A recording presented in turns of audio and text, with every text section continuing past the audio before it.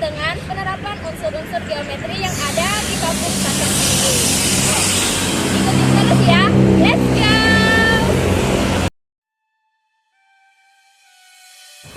Desa Adat Ende merupakan sebuah desa budaya di Kecamatan Pujut, Lombok Tengah yang hingga kini tetap mempertahankan kehidupan tradisional masyarakat Sasak. Desa ini menjadi salah satu contoh nyata bagaimana sebuah komunitas menjaga harmonisasi antara budaya, lingkungan, dan kebiasaan hidup yang diwariskan secara turun-temurun. Desa Adat Ende dikenal dengan rumah adatnya yang khas, yang seluruh bagiannya dibuat menggunakan bahan-bahan alami. Dinding-dinding yang terbuat dari anyaman bambu, lantainya dari tanah yang dipadatkan, dan atapnya menggunakan ilalang. Bentuk rumah yang rendah dan sederhana ini tidak hanya memiliki fungsi sebagai tempat tinggal, tetapi juga mengandung filosofi masyarakat Sasak tentang kesederhanaan, kebersamaan, dan hubungan manusia dengan alam. Selain arsitektur rumahnya, Desa Ende juga kaya akan hasil budaya dalam bentuk kerajinan tradisional. Salah satunya adalah kain tenun khas Sasak yang dibuat secara manual menggunakan alat tenun tradisional. Prosesnya membutuhkan waktu yang lama serta ketelitian yang tinggi, sehingga setiap lembar kain memiliki nilai budaya dan keindahan yang unik. Motif-motif pada kain tidak hanya sekedar hiasan, tetapi juga mengandung cerita, simbol, dan identitas masyarakat setempat. Masyarakat Desa Ende juga menghasilkan berbagai produk kerajinan lainnya, seperti dompet tradisional, topi tradisional, dan beragam aksesoris lain yang dibuat dari bahan alami, seperti benang, kapas, bambu, serta serat-serat alam. Kerajinan ini bukan hanya sebagai cenderamata bagi pengunjung, tetapi juga menjadi bagian penting dari budaya ekonomi masyarakat desa, di mana keterampilan membuat kerajinan diwariskan secara turun-temurun.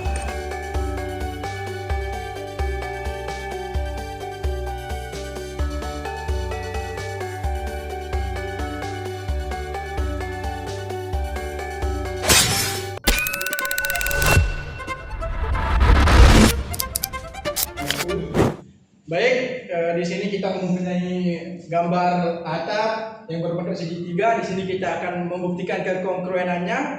Langkah pertama yaitu kita akan menunjukkan PN itu tegak lurus terhadap MQ. Nah, dari foto terlihat bahwa tiang tengah PN berdiri lurus ke bawah dan tepat di tengah fondasi sehingga PN tegak lurus dengan garis dasar atap MQ. Langkah kedua, MN sama panjang dengan MQ. Karena titik N berada tepat di tengah dasar atap, maka jarak dari N ke kiri atau MN sama panjang dengan jarak dari N ke kanan, MQ. Ini membuat dua bagian dasar terbagi secara simetris.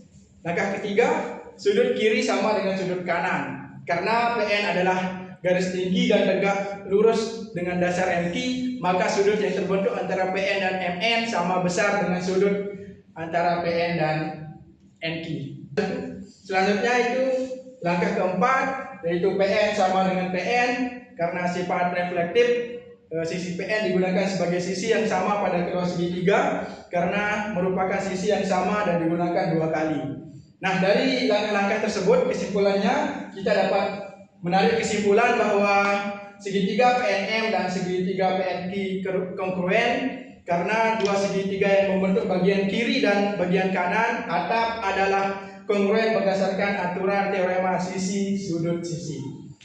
Nah, sekian dari saya. Selanjutnya. Nah, selanjutnya di sini saya akan menjelaskan tentang motif kain yang ada di desa ini.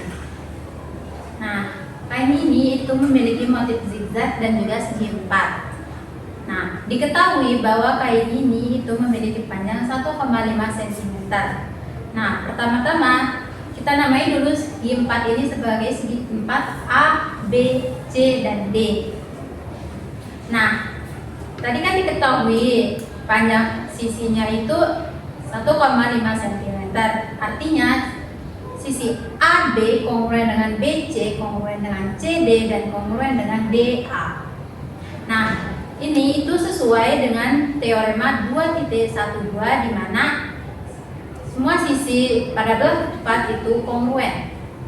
Nah, selanjutnya kita tarik garis dari titik A ke titik C dan titik B ke titik D. Nah, garis ini adalah garis diagonalnya. Garis diagonal adalah garis yang menghubungkan dua titik sudut yang tidak berdekatan pada bangun datar. Nah, di sini garis diagonalnya yaitu garis diagonal AC dan juga BD, di mana garis diagonal AC itu tegak lurus dengan BD dan diagonal BD juga tegak lurus dengan diagonal AC. Nah, berdasarkan teorema 2.14 di mana diagonalnya itu membagi sudutnya itu menjadi dua bagian, di mana diagonal AC itu membagi dua sama besar sudut DCB dan juga DAB. Lalu diagonal BD itu membagi dua sama besar sudut ABC dan juga ADC. Nah, tadi kan diketahui bahwa panjang sisinya itu 1,5 cm, maka semua sisinya itu sama. Nah, hal ini itu sesuai dengan teorema 2.15 di mana jika semua sisi segi 4 itu sama panjang, maka segi 4 itu adalah belah ketupat. Dari pembahasan tadi dapat dibuktikan bahwa segi 4 pada motif kain yang ada di desa ini adalah belah ketupat. Sekian. Baik, di sini akan saya melanjutkan tentang materi kekongruenan pada atap di sebuah rumah di desa adat ini. Di sini kita melihat bahwa sisi atas dan sisi bawahnya itu dia sama. Namun kita tidak bisa langsung mengatakan bahwa atap ini kongruen. Baik, di sini kita mengetahui bahwa tinggi atap atau dari puncak ke dindingnya itu 2,4 meter, kemudian panjang sisi miring kirinya itu 3,5 meter, panjang sisi miring kanannya juga 3,5 meter, kemudian panjang garis dasar atau lebar rumahnya itu 4 meter, kemudian sudut kemiringan sebelah kirinya itu 55 derajat dan sudut kemiringan sebelah kanannya itu juga 55 derajat. Nah, dari sini kita menemukan bahwa segitiga AED dan segitiga BFC ini dia itu sama. Nah, selanjutnya kita akan membuktikan apakah sisi-sisi yang lainnya juga kongruen. Nah, pertama tadi kita menemukan bahwa sisi-sisi yang bersesuaian itu sama besar. Panjang sisi miring sebelah kirinya itu 3,5 meter, panjang sisi miring sebelah kanannya itu 3,5 meter, kemudian tinggi kanan dan kirinya itu sama-sama 2,4 meter. Maka dari situ kita menemukan bahwa sisi-sisi yang bersesuaian itu kongruen dengan teorema sisi-sisi. Kemudian yang kedua kita mendapatkan bahwa sudut-sudut yang bersesuaian itu sama besar. Di sini kita mendapatkan kemiringan sebelah kirinya itu 55 derajat dan kemiringan sebelah kanannya juga 55 derajat. Nah, jika kita mengambil dari sudut bawah kiri dan kanan, maka kita mendapatkan bangun datar yang kongruen dengan teorema sudut sisi sudut. Kemudian kita juga melihat yang ketiga bahwa bentuk dan struktur atap ini yang sama. Di sini dua sisi atapnya itu bentuknya itu simetris atau dibuat dengan pola yang identik atau sama. Maka kita mendapatkan jika kita mengambil segitiga AED kemudian kita cerminkan, maka dia akan sama besar dengan segitiga BEC. Maka dari situ kita mendapatkan bahwa atap di salah satu rumah di desa adat ND ini adalah kongruen. Selanjutnya kita akan membuktikan bahwa dua perisai tradisional memiliki hubungan kesebangunan. Nah, di sini kita punya dua perisai, yaitu perisai besar berukuran 60 x 40 cm dan perisai kecil memiliki ukuran 45 x 30 cm. Nah, tujuan kita adalah untuk membuktikan bahwa perisai kecil sebangun dengan perisai besar.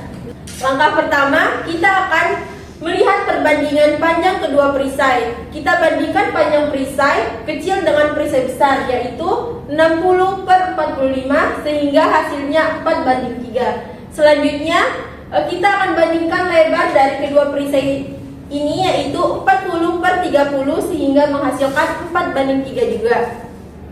Karena rasio panjang dan rasio lebar memiliki hasil yang sama, yaitu 4:3, maka perisai kecil dan perisai besar memiliki faktor skala yang sama. Ini berarti bentuk kedua perisai proporsional atau sebangun. Secara definisi, dua bangun datar dikatakan sebangun apabila perbandingan sisi-sisi yang bersesuaian sama atau memiliki faktor yang konstan. Nah, jadi dapat kita simpulkan bahwa perisai kecil dengan ukuran 45x30 cm sebangun dengan perisai besar yang berukuran 60x40 cm. Nah, karena semua sisi bersesuaian memiliki perbandingan yang sama, yaitu 4:3. Selanjutnya, saya akan menjelaskan bagaimana tatakan gelas anyaman ini menunjukkan kesebangunan apabila dikaitkan dengan konsep-konsep geometri. Tatakan gelas anyaman ini merupakan kerajinan tradisional yang banyak dibuat oleh masyarakat di desa-desa, terutama di Lombok, tepatnya di desa adat Ende.